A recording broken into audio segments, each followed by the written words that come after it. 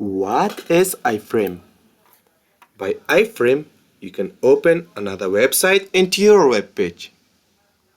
Look at this example. This is iframe and this is another web page. And remember this, that some website or some web page doesn't allow you to open that website into your web page by iframe. Now let's make this.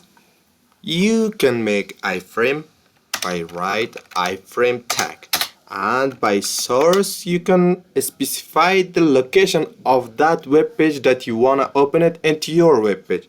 For example, I wanna write my web page, and after that let's close iframe. Now let's open it. This is another web page. If you don't specify this, what will happen? Let's see it.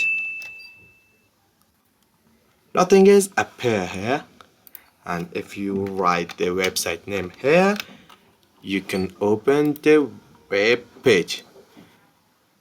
And by width and height, you can specify the width and height of the iframe. For example, I wanna make 40 dB, 40 and height for 50. Let's see it. Look, it's very small, I think. Let's make it larger.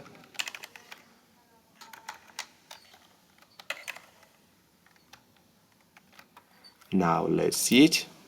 Look, we can change the height and weight attribute by adding height and weight attribute.